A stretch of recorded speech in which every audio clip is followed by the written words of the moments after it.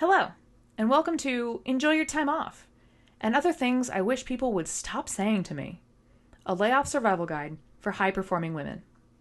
My name is Skyler Holobach, and I spent the last 13 years building systems that made companies work.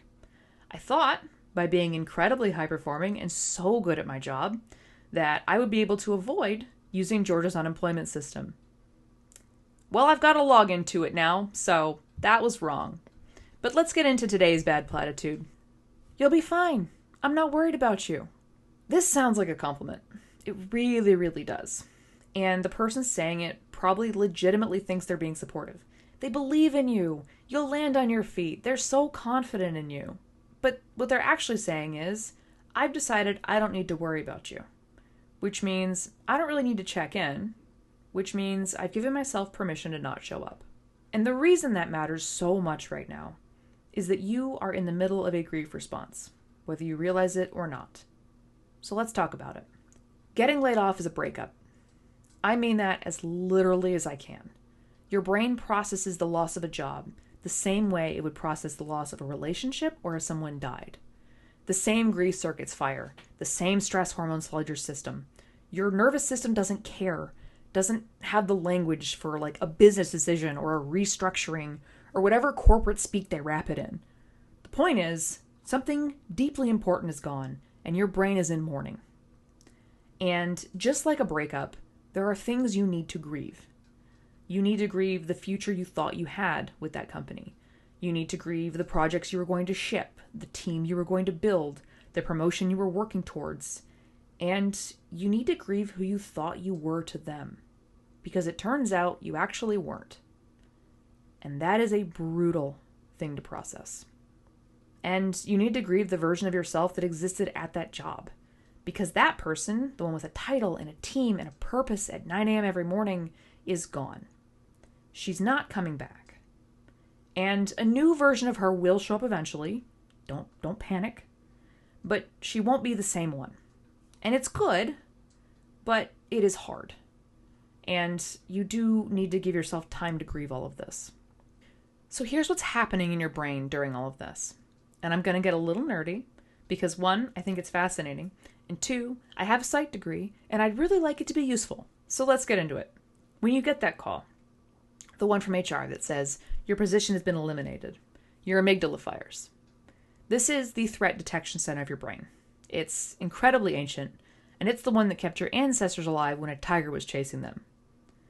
Unfortunately, that part of your brain doesn't know the difference between a tiger and a Zoom call. It just knows something bad is happening, so it hits the alarm. Now that alarm floods your system with cortisol, adrenaline, and norepinephrine. Your heart rate goes up. Your muscles tense. And most critically, your prefrontal cortex, the one responsible for strategic thinking, planning, decision-making, all of the things you might need for, say, a job search, go offline. A researcher at Yale calls this chemistry over circuitry. The hardware is fine. Your neurons and axons and everything are operating just fine, but you are chemically disconnected. The stress chemicals have blocked that signal. Your amygdala has taken the wheel, and it knows 4 things: fight, flight, fawn, and freeze. Here's where we get into the high performer trap. The stress hormones from a single event tend to clear in about 20 to 60 minutes. But a layoff is not a single event. Every time you check LinkedIn, you re-trigger the cascade. Every rejection email tops off the cortisol. You're never fully coming down because you keep reactivating it. And I know all that now. I didn't know it at the time, so let me tell you what I did. Because I did the exact wrong thing, and I think a lot of you will unfortunately recognize yourselves in it. I started applying for jobs the same day I got laid off. Yes, the same day. No, that is not an exaggeration. It's actually much worse than that, because I started applying within the same hour. I don't think I told my husband before I was immediately in there, updating my resume and trying to find at least a handful of roles. I didn't sit with it. I didn't go for a walk. I knew I suddenly had a problem. The problem was no job. The solution was get a job. And I was going to do that immediately. Thank you very much. Because that's what high performers do, right? We see an issue, we solve the issue, we move on. And here's the trap, because there is a trap. The work I produced that day was good. The applications were great. And that becomes the justification for not stopping. You tell yourself, hey, I'm fine. Look at this great cover letter. Check out this awesome resume. Look at this system I have for applying for way too many jobs. I'm clearly functioning. I don't need a break. I need a job right now. And then your body sends you the bill for all of the cortisol you've been running on. And you crash really hard. And you wind up sobbing on your kitchen floor, trying desperately to explain to your bewildered husband that the universe hates you and you'll probably never find a job again, or something like that. The universe doesn't hate you, but oh my goodness, does it feel like that. And the cortisol bill makes that feeling so much worse, and it feels so real at the time. So please be gentle with yourself like I was not. So what happened, you ask?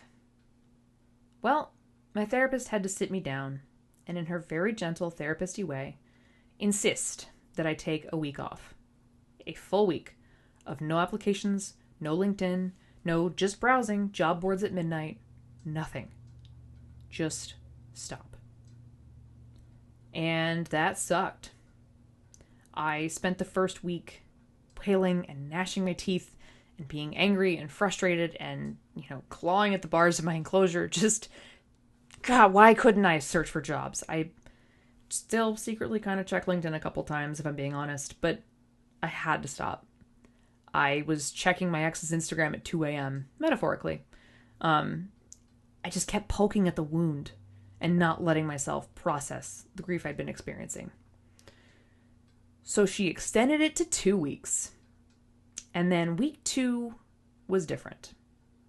I went to my first sword fighting event, which is a thing I do. I practice historical European martial arts. Long story, different video. But I had a really lovely time. I was surrounded by people who didn't care about my job title or my LinkedIn profile or if I was keeping busy during my layoff. I was surrounded by people who cared if I could take a hit to the head. Or, block a hit to the head, ideally. But it was the most refreshing social interaction I'd had in weeks. And something shifted. For me. And before I get into this, I want to be so clear that I do not want to oversimplify this. Because grief does not work on a clean timeline. But for me personally, by the end of that second week, I had processed enough of the initial shock and rage and sadness that I could start thinking clearly again. I could look at the job search from a strategic perspective instead of a panicked perspective. I could start making decisions from strategy instead of fear. What really shifted me was fighting my brain into something that wasn't quite relaxation, because I'm still working on that, but at least I let myself grieve. I had ice cream for breakfast. I got an iced coffee, and I wandered around TJ Maxx a lot. I spent a lot of time catching up with friends and organizing my kitchen top to bottom and hitting people with swords. I did some incredibly normal relaxation stuff. And here's why I'm telling you all of this instead of waiting for someone else in your life to say it. Because they probably won't. When you've spent your career being the competent one, the capable one, the one who always handles things and figures things out, people build a story around you. And what that story says is, she's got it. She always figures it out. She doesn't need my help. And you reinforce that story every single day, because asking for help or taking time for yourself, truly, time for yourself, feels like admitting you were maybe never as capable as everyone thought you were. So you don't ask for help, and they don't offer. That is why "you'll be fine, I'm not worried about you" is kind of the most dangerous compliment someone can give you right now. Because it means no one's coming to tell you to stop. No one is coming to sit you down like my therapist sat me down. They think you've got it handled. So you have to be the one who decides to stop. And that's an incredibly hard thing to do when every instinct you have is screaming at you to keep going. So here's what I'm asking you to do. And I know this is going to be incredibly hard. Give yourself 1 to 2 weeks before starting the job search. And I completely understand if right now every fiber in your body is screaming at you to close the tab this video is in and go apply for 10 jobs out of sheer spite. I get it. Been there, done that. But what I'm telling you, from somebody who made that mistake and is on the other side of it, that didn't save me any time. It actually harmed me more than it helped me. I needed the 2 weeks. And I do want to note that wallowing with intention is not the same as giving up. It is not laziness. It is not self-indulgence. What it is neurological triage. It's letting your brain have some time to move through the acute grief response so that when you do start the job search, you're operating from clarity instead of panic. Now, what does that look like? It's different for everyone, but let your body feel terrible. Be angry if you need to be. Scream into a pillow, cry, watch something dumb on TV, go outside. Move your body, even if it's just a walk, because you do need to metabolize those stress hormones. And yes, I understand. Everyone says, move your body, it'll move your stress hormones. And I always hated it. I always thought it was stupid, terrible, trite advice. And then it's actually kind of useful. And I hate that almost worse, but it's valid. So, yeah, I have to recommend it because it does actually work. But yeah, you have to do whatever it is within reason your body needs to do to just move through this response and process your feelings. Now, what this does not look like numbing out completely. If the end of week 2 rolls around and you are unable to get out of bed, that may be a point at which I would recommend seeing a medical professional. I am not a clinician, but there is a pretty big difference between giving yourself space to grieve and disappearing into a depression hole.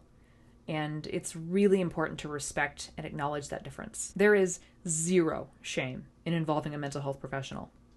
Next time, we're going to talk about the most well-meaning and infuriating piece of advice I received.